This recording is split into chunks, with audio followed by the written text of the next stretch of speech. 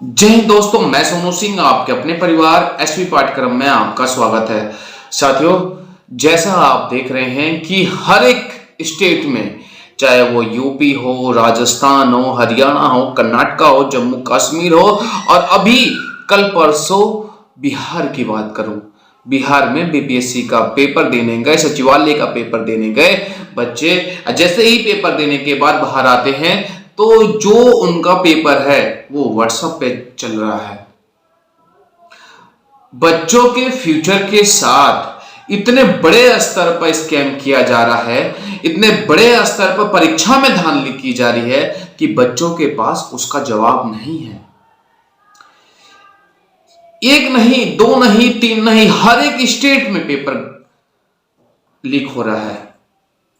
कोई कानून नहीं बन रहा है, बच्चा तैयारी कर रहा है, ये उसको डर है कि मैं कहीं पेपर देने 500, 1000, 1500 रुपए लगा कर जाऊं और वापस आऊं तो देखूं कि पेपर तो व्हाट्सएप पे ही चल रहा है। एग्जाम की किस लेवल की तैयारी करूं कि मेरा नंबर आ जाए। नंबर आने के चांसेस गलती से भी नहीं है। क्यों? जितनी सीट है उससे ज्यादा तो नकलची सीट को बुक कर ले रहे हैं कि मेरा नंबर आ जाएगा। साथियों, बच्चों में इस तरीके से रोष है कि उनको अब अपने फ्यूचर की चिंता होने लगेगी, आगे हमारे साथ होगा क्या। ऐसा नहीं है, इसमें गलती जो है ना वो बच्चों की ही है। कैसे? एसएससी के बच्चे अगर धांधली यूपी में हुई तो कोई दिक्कत नहीं, हम उससे बोलेंगे नहीं। बिहार में हो रही तो हम उसमें कूदेंगे नहीं। यूपी लेखपाल के बच्चे, अगर यूपीएसआई में कोई धांधली हुई है तो यूपी लेखपाल के बच्चे यूपीएसआई में बोलेंगे नहीं। और यहां तक कि 20 या 50% का रेशो जनरल होता है हर कंपटीशन में कि सारे के सारे बच्चे दरोगा में भी हैं, सिपाही में भी हैं, और लेखपाल वाले में भी हैं, क्लर्कल में भी हैं, और हाईकोर्ट के भी फॉर्म भर देते हैं। तो वो लोग हैं जो अपना मुद्दा को एक साथ इकट्ठे होकर उठा नहीं रहे हैं। आपस में ही गुटबाजी है कि भाई हमारे पेपर में लीक नहीं हुआ, हम क्यों बोलें। यूपी दरोगा में लीक नहीं हुआ। 17 जनवरी से ट्रेनिंग स्टार्ट होने वाली, और वो ट्रेनिंग पे जाने वाले हैं। यहां तक कि दो रिट के अधीन है, दो रिट के अधीन यूपीएसआई है, फिर भी ट्रेनिंग होने वाली है। जब सुनवाई हुई है, सरकारी वकील ही नहीं आता कि बच्चों को जल्द से जल्द न्याय मिल जाए। 1 साल पूरा होने वाला है कोर्ट केस को, लेकिन अभी फाइनल बहस नहीं हुई है। जिन रिटों की बहस हुई है उसके अंडर ये भर्ती हो गई है। मेरा ये वीडियो बनाने का मकसद ये नहीं है कि मैं बस यूपीएसआई के बारे में बता रहा हूं। मैंने देखा है आज हर तरीके से बच्चा रो रहा है, चाहे वो किसी भी एग्जाम देने का हो, चाहे यूपी लेखपाल का हो। यूपी लेखपाल में भी आपने देखा होगा कि 8000 सीट थी, 15000 संदिग्ध पाए गए, और जो ऐसे फ्रॉड कॉलेज जो पाए गए हैं जिनके एसटीएफ ने लिस्ट बाहर कर दी है कि इन सेंटरों पर जबरदस्त तरीके से नकल हुई है। क्या ऐसे ही चलता रहेगा? चाहे यूपी हो या बिहार हो या राजस्थान हो, कहीं भी क्या ऐसा ही सब कुछ चलता रहेगा? कभी ऐसा पारदर्शिता और निष्पक्षता की तरीके से कभी पेपर देखने को मिलेगा? जो बच्चे तैयारी कर रहे हैं, माना कि जो बच्चे मेहनत कर रहे हैं उन्हीं का नंबर आए, लेकिन जो बच्चे हकदार हैं तो केवल उन्हीं का नंबर आए, ना कि 15 लाख वाले, 12 लाख वाले। जिसके पास पैसा है वो नौकरी को लेकर चला जाए। ऐसा कब तक होगा? अब समझदारी है बच्चों आप सभी की। आप किसी भी एग्जाम के हों, किसी भी एग्जाम से रिलेट करते हैं, आपके अपने हक की लड़ाई है। मैंने बहुत सारे ऐसे एविडेंस देखे जो ये साबित करते हैं कि यूपीएसआई में इतने बड़े स्तर पर धांधली हुई है कि आप इसे शुरुआत की जांच में उसको रद्द कर देंगे, लेकिन अभी तक ट्रेनिंग पे जाने वाले हैं बच्चे। कोई दिक्कत नहीं है। अब उनको पता, मुझे ये भी पता है कि जिस दिन ट्रेनिंग पे चले जाएंगे उस दिन इस भर्ती में कुछ नहीं होगा, क्योंकि कंपनी का काम खत्म हो जाएगा। कंपनी ने ये भर्ती पूरी करा के आपको 9,000 दरोगा दे दिए। तो जाहिर सी बात है साथियों, अभी आपका जागने का समय है। 28 को धरना है।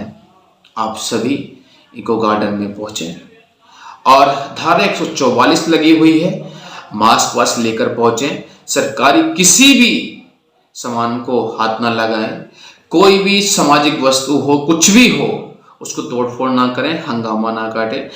बिल्कुल आराम से, प्यार से आपको अपनी बात रखनी है।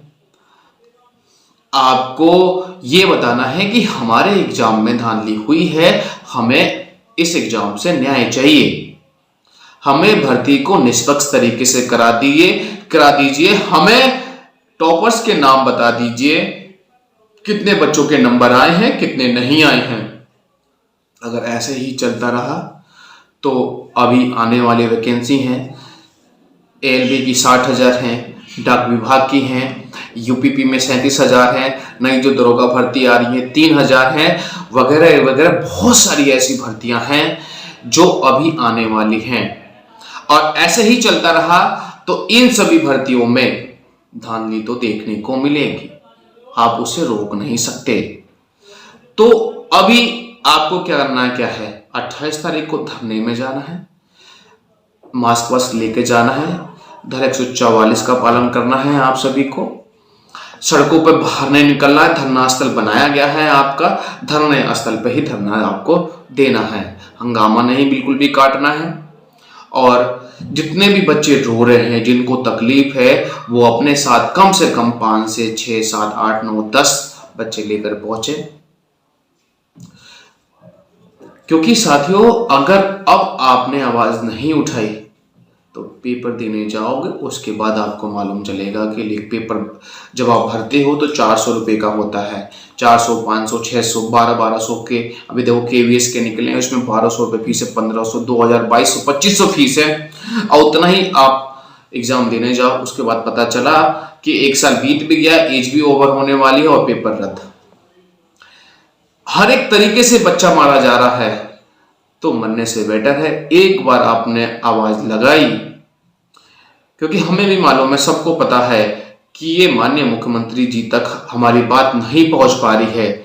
हमें पता है कि वहां से हमें न्याय जरूर मिलेगा, लेकिन ये बात उन तक नहीं पहुंच पा रही है। पूरी कोशिश करनी है इस बार आपको कि वहां तक ये न्याय पहुंचे, क्योंकि जो हम धरना दे रहे हैं, हम अपनी आवाज उठा रहे हैं, उनके समक्ष इसको सही तरीके से बताकर हमें गलत ठहराकर पेश किया जा रहा है। साथियों, समय अब ज्यादा नहीं है हमारे पास। सभी को एक साथ, सभी जितने भी कॉम्पिटिटिव एग्जाम के हैं बच्चे, सभी को एक साथ एक जगह से आवाज उठाना पड़ेगा, नहीं तो ऐसे ही भर्तियां आती रहेंगी, जाती रहेंगी। आप लोग चुप यूं अपनी आंखों के सामने स्कैम देखते रहेंगे और कुछ नहीं कर सकते। जिसके पास पैसा होगा वो नौकरी सरकारी लेकर जाएगा, जिसके पास पैसा नहीं होगा वो चुप तैयारी करता रह जाएगा। तैयारी करते करते करते उसकी उम्र बीत जाएगी और फिर भी उसको सरकारी नौकरी के दर्शन नहीं होंगे। साथियों, आपसे ये भी रिक्वेस्ट है कि आप अपने साथ जब आए तो सारी व्यवस्था कर आए। साथियों, अगर इन्फॉर्मेशन अच्छी लग रही हो, वीडियो में कुछ काम की हो, तो वीडियो को शेयर जरूर कीजिए और अपने साथियों को भी जगाओ कि हर भर्ती में ऐसे स्कैम होता रह रहा है। अगर आपकी नौकरी लग गई फिर भी आपको जाना है।